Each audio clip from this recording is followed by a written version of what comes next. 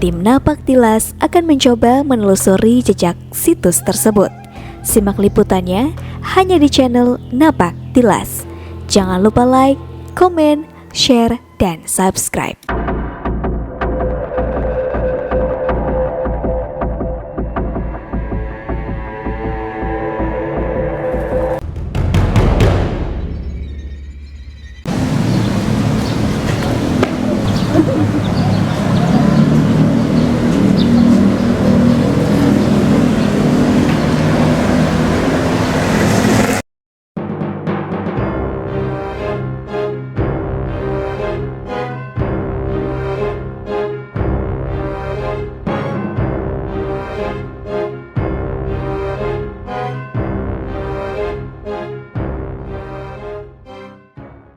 Waktu dulu itu sebelum ada pagelaran Pak. Cuma sekarang belum lagi. Bagus. Kalau sekarang itu ada sebenarnya, cuman kalau bapak kesini ada itu baru pada jam karena untuk schedule atau waktunya tidak menentu. Kalau dulu setiap weekend ada.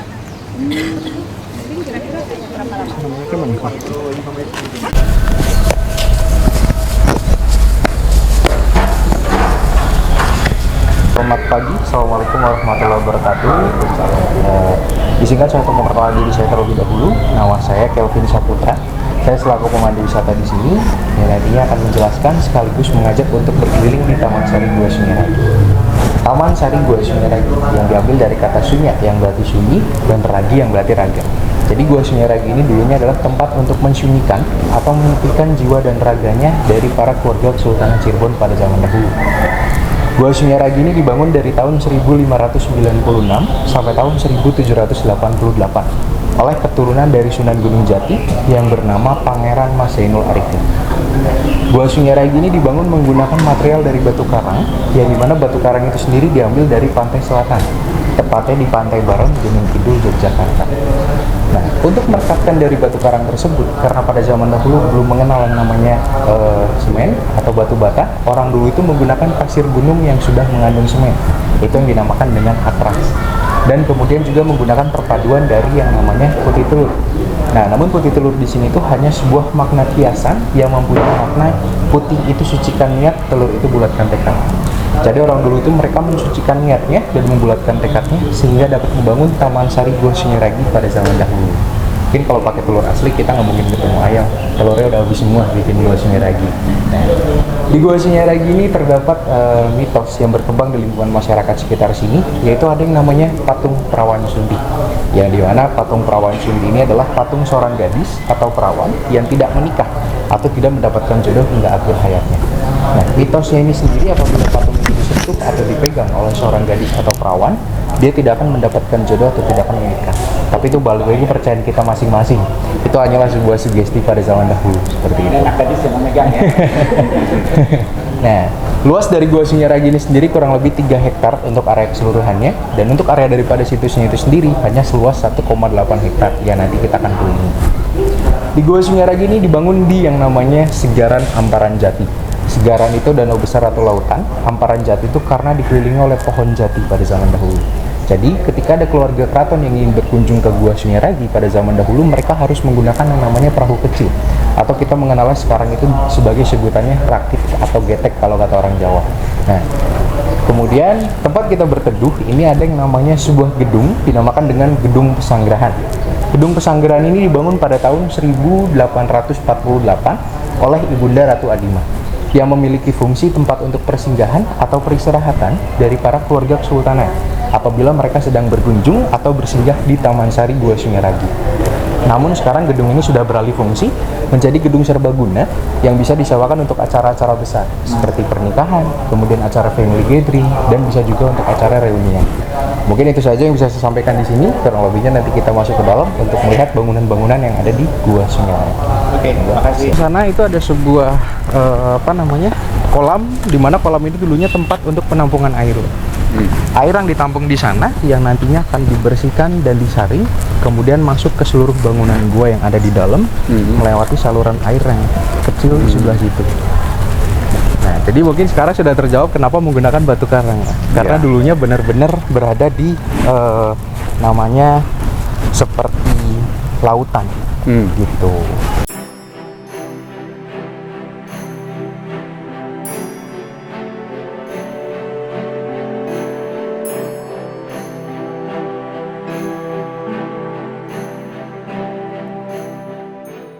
Kita masuk sebelah sini. Dulu belum dibuka, sekarang dibuka ya? Sekarang ikoniknya memang dari dulu sudah dibuka. Cuma kalau dulu kan hanya untuk khusus daripada keluarga kesultanan pada saat itu, belum dibuka untuk wisatawan. Seperti itu.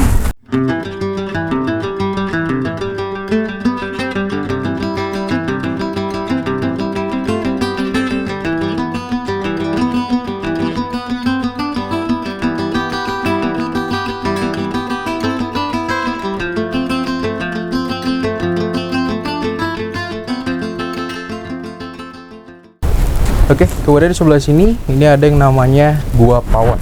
Pawon itu sendiri diambil dari bahasa Jawa yang artinya dapur. Namun Gua Pawon di sini bukan tempat untuk memasak, melainkan tempat untuk menyimpan makanan untuk para keluarga kesultanan yang sedang bersinggah di Taman Sari Gua Sungai Ragi. Oke. Istilahnya kalau sekarang itu kita di rumah itu seperti kulkas atau storage, Pak. Seperti itu. Nah, di samping dari Gua Pawon, di sebelah sini ini ada yang namanya Gua Lawa. Nah, kenapa disebut Gua Lawa? Karena dulunya di depan dari Gua Lawa ini terdapat sebuah pohon gambir besar, dan disitulah tempat untuk bersarangnya dari para kelelawar. Karena akarnya itu dianggap merusak daripada situs Gua Sungai Ragi, akhirnya pohonnya itu ditebang, dan hingga kini kelelawar sudah tiada. Nah, untuk fungsinya dari Gua Lawa ini sendiri sama seperti Gua Pawon, yaitu tempat untuk penyimpanan makanan. Seperti itu.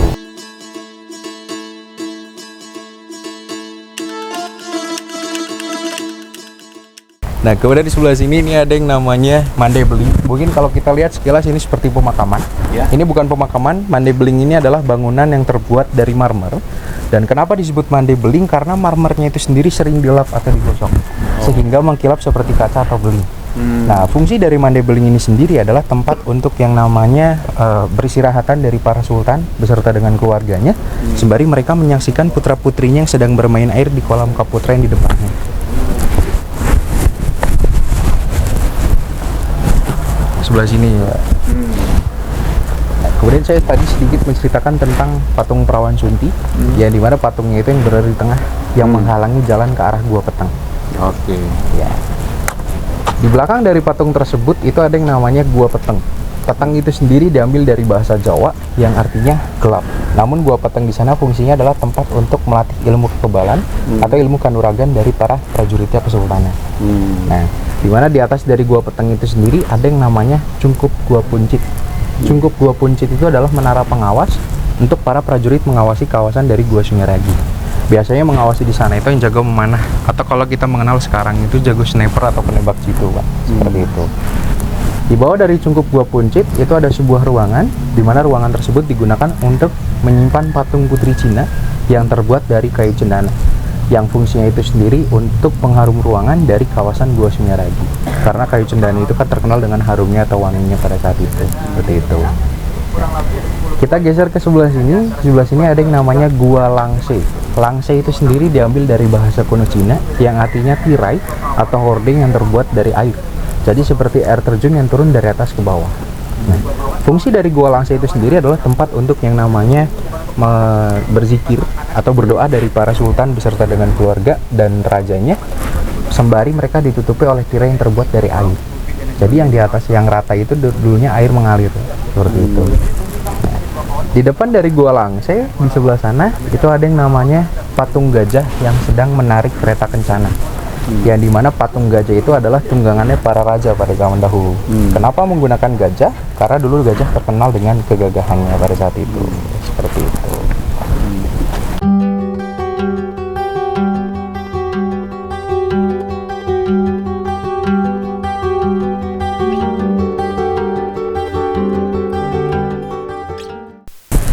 Nah, ini kita lihat bagian sampingnya, dan ini kita bisa melihat dari bagian depannya dari kamar Kaputren dan kamar Kaputran. Kaputren ini yang perempuan, yang sebelah sini, yang perempuan ini lebih tertutup dibandingkan yang laki-laki di sebelahnya.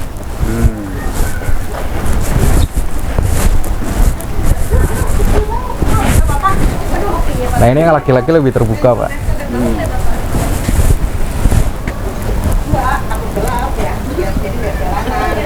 Oke, ya. Oke, monggo, silahkan.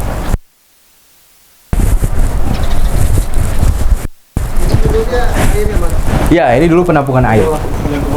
Nah, oke. Kemudian sebelah sini ini ada yang namanya Balai Kambang. Nah, kenapa disebut Balai Kambang? Karena posisinya mengambang di atas air. Nah, fungsi dari Balai Kambang ini sendiri adalah tempat untuk menyambut para tamu dari kesultanan, kemudian tempat untuk mereka membunyikan rebana, dan tempat untuk mereka mengaji atau bertadarus. Namun mereka mengaji tidak menggunakan cahaya lampu, melainkan menggunakan cahaya dari terangnya bulan. Nah, Balai Kambang ini sendiri juga mempunyai makna atau filosofi. Jadi kita setiap manusia itu ketika kita ingin menjadi seorang manusia, kita harus mempunyai prinsip atau pendirian yang tidak boleh mengobang-ambing seperti Balai Kambang. Karena pendirian itulah atau prinsip itulah yang nantinya akan menjadi fondasi kehidupan kita itu ke depannya akan seperti apa. Seperti itu. Nah, kemudian yang terakhir dari Gua Sungai Ragi di sebelah sini, ini ada yang namanya Gua Arga Jumut. Arga itu besar atau hidangan, jumut itu menjumut atau mengambil kalau dalam bahasa Indonesia. Yang dimana fungsi dari Gua Arga Jumut ini adalah tempat untuk menyambut dan menjamu dari para tamu besar dari kesultanan. Di dalam dari Gua Arga Jumut ini terdapat 2 buah pintu waktu yang bisa menembus ke Mekah dan ke Cina pada zaman dahulu. Yang ke Mekah itu hubungannya dengan ibunda dari Sunan Gunung Jati yang bernama Nimas Rara Santang. Beliau menikah dengan Kesultanan Mesir yang bernama Sesarif Abdullah. Yang dimana Sesarif Abdullah ini masih mempunyai keturunan dengan Nabi Muhammad SAW. Nah, sedangkan yang ke Cina itu sendiri hubungannya dengan langsung istrinya dari Sunan Gunung Jati yang bernama Putri Ongtip yang berasal dari negara Cina. Jadi bila mana ada keluarga atau kerabat yang ingin berkunjung ke Mekah dan ke Cina pada zaman dahulu, mereka cukup bersemedi di situ selama 40 hari 40 malam, jiwanya ke sana, raganya tetap di situ. Itu mereka selama 40 hari 40 malam itu berpuasa, tidak makan dan tidak minum. Gitu. Nah, kemudian kedua buah pintu waktu itu juga mempunyai makna atau filosofi. Jadi kita setiap manusia itu ketika kita yang menuntut ilmu agama, kita pergi ke negeri Mekah, dan ketika kita yang menuntut ilmu dunia, kita pergi ke negeri Cina. Karena ada pepatah mengatakan tuntutlah ilmu sampai ke negeri Cina. Seperti itu kurang lebih filosofinya dari Gua Sungai Ragi. Kita bisa lihat. Boleh, nanti kita lihat bangunannya. Monggo, mari. Tapi kalau sekarang kalau nggak balik lagi saya nggak tanggung jawab gitu. Tanggung jawab. Passwordnya mahal. 1 hari ya. Iya, harus 40 hari 40 malam dulu kalau lewat sini. Zaman dulu orang masih mungkin, zaman sekarang kalau Enggak, kalau dimasukin ke logika nggak masuk gitu. Ini kalau kita lihat Gua Arga Jumut, bagian depannya ini mirip dengan mukanya barongsai. 2 jendela di atas itu matanya, tengah di atas tulisan ini hidungnya, dan ini bawah mulutnya sedang membuka. Seperti itu. agak miring. Nah, itu miring. Itu kenapa miring? Itu karena dulunya dibom oleh Belanda pada agresi militer 1 atau pada tahun 1948-49. Iya. Gitu. Akhirnya di sebelahnya itu ada sebuah tambahan beton untuk menyanggah bangunan aslinya agar tidak runtuh. Seperti itu. Monggo kita lihat dulu sebentar. Iya.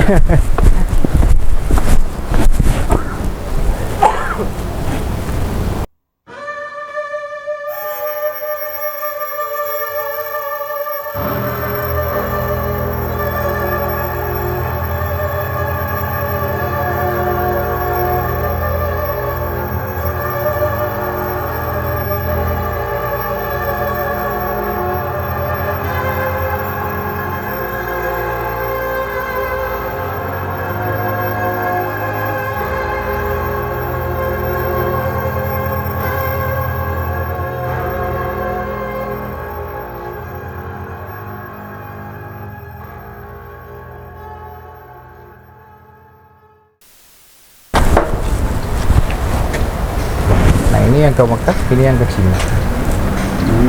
Sebenarnya kanan kiri sama. Yang penting niat kitanya mau yang mana, gitu. Ini ke Mekah. Itu ke Mekah, itu ke Cina. Itu ke Cina.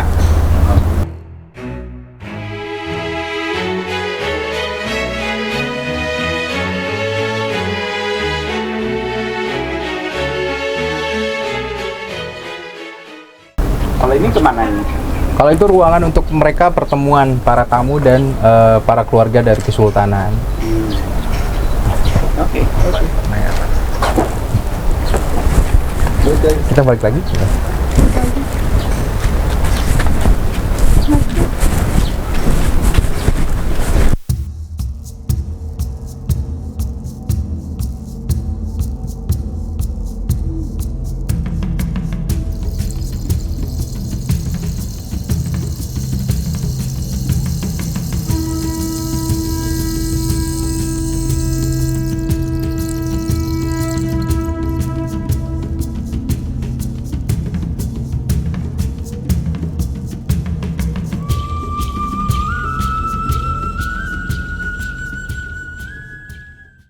Mari kita lewat, ini ada yang namanya Candi Bentar.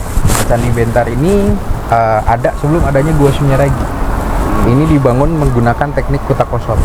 Kutak kosot itu antara batu dan batu digosok kemudian ditempelkan begitu saja tanpa menggunakan perekat apapun.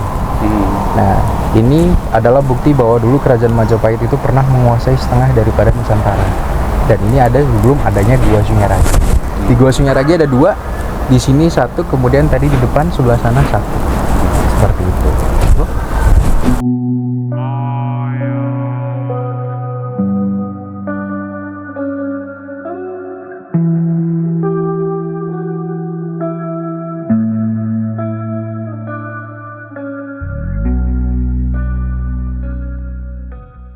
Kita olahraga ya Pak, sebentar. Ini tangga dari zaman dahulu, makanya kita lihat tinggi-tinggi tangganya, ya.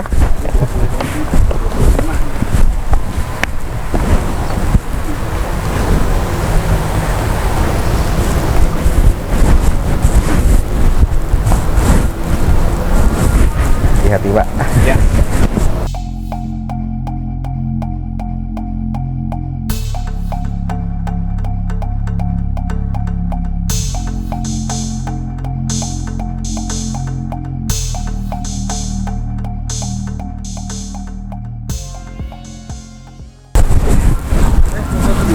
Oh iya, kita belum foto di sini. Kita foto dulu.